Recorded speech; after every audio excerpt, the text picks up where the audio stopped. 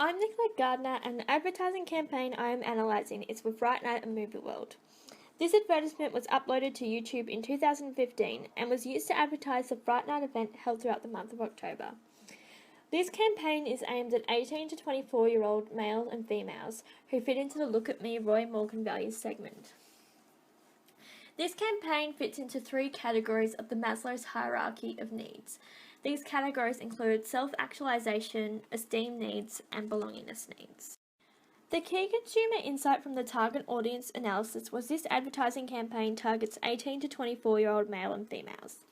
This advertisement is designed to inform people about Fright Night at Movie World. Research shows that horror and thrills appeal to a younger audience, as these thrills are more likely to excite a younger audience than an older audience. Therefore, Movie World has introduced Fright Night and the Fright Night mazes to appeal to the younger audience as a way to bring more people to Movie World. The advertising objectives of this campaign was to advertise Movie World's Fright Night as being something exciting and thrilling, and something that everyone wants to go to celebrate Halloween and the thrills and excitements of a horror-type event. Three of its advertising campaign objectives include to be the #1 Halloween festival in Australia for 18 to 24-year-olds, to keep people coming to Fright Night festivals, and to advertise a new and improved mazes to keep the crowds interested. The message strategy is effective as it uses purely emotions to get across to the target audience. It also uses the message strategy of brand image as it builds a personality or an image for the brand, one that says Fright Night is unique to Movie World. The big idea for this campaign is that people, particularly teenagers and young adults, want to get scared and enjoy the thrill and excitement of getting scared, so they'll come to Fright Night at Movie World.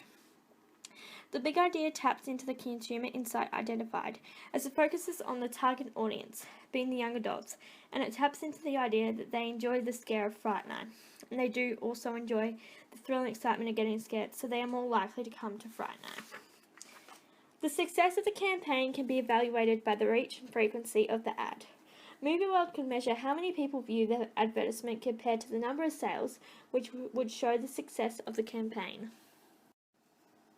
The type of appeal Movie World has used in their Fright Night campaign is an emotional and social appeal. It uses the social aspect of emotional appeals to advertise Fright Night to 18 to 24-year-olds. This social aspect can include features such as recognition, respect, affiliation, acceptance, and involvement. It also uses personal states or feelings to appeal to the target audience. This approach was appropriate because these appeals relate to the target audience's social or psychological needs for purchasing a product or service. As the decision to go to Fright Night at Movie World is an emotional decision, they should appeal to the target audience's emotions. It also uses the idea that young adults and teenagers enjoy the thrill of getting scared, and they use this throughout the advertisement to appeal to the target audience. The tone of this campaign was frightening yet thrilling to fit with the brand personality of Fright Night at Movie World.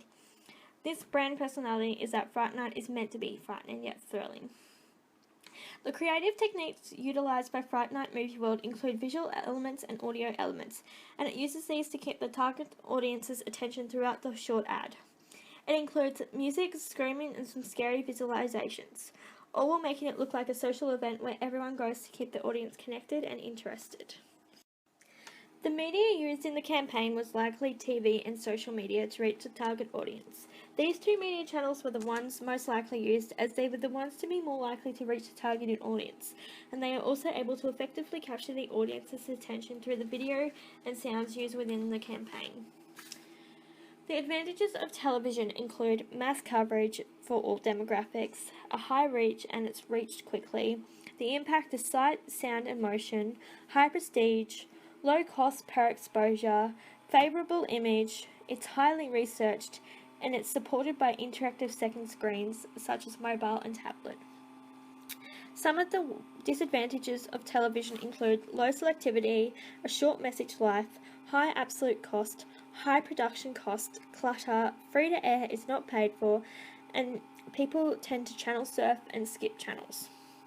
The advantages of social media include the achievement of multiple objectives such as reach, engagement and transaction, diversity in digital channels and creative formats, the addressability, it's highly targeted and customizable, interactivity, there's a two-way dialogue including transactions, mobility. Mobile channels permit location based on interaction and accessibility. Flexibility varies by models, accountability through real-time response metrics, and relatively low production costs.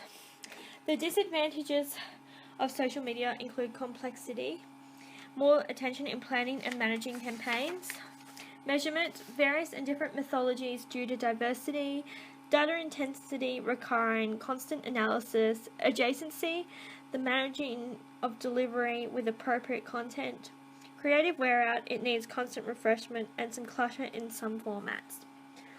Movie World could focus on aiming this advertisement to 18 to 24-year-olds by using social media as their main media platform. They could pay for the advertisement to play on social media platforms such as Facebook, YouTube, Instagram, and Twitter.